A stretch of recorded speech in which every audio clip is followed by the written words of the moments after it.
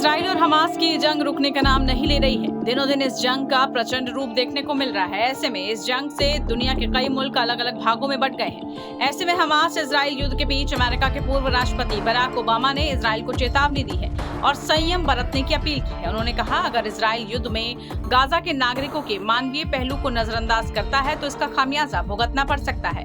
Obama ने कहा, अगर इजराइल गाजा पर हमले जारी रखता है तो वैश्विक स्तर पर उसका समर्थन कमजोर पड़ेगा, जिसका इस्तेमाल दुश्मन देश अपने पक्ष में माहौल तैयार करने के लिए कर सकते हैं। एक बयान में उन्होंने कहा, गाजा पर बमबारी की वजह से पहले ही हजारों फिलिस्तीनी मारे जा चुके हैं, जिसमें कई बच्चे भी शामिल हैं। सैकड़ों हजारों को अपने घरों में बेघर होना पड़ रहा है।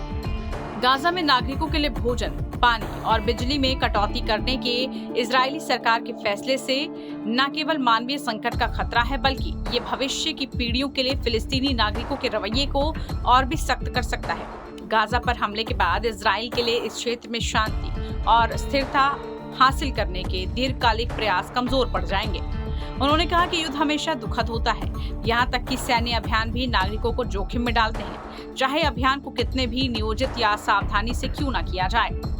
हाल ही में राष्ट्रपति बाइडेन ने इजरायली दौरे के दौरान कहा था कि युद्ध में शामिल होने पर अमेरिका कई बार हमारे उच्च मूल्यों से पीछे हट गया है। 9/11 हमले के बाद अमेरिकी सरकार हमारी सहयोगियों की सलाह पर ही ध्यान देने में दिलचस्पी नहीं ले रही थी और अल-कायदा को खत्म करने में लगी हुई थी।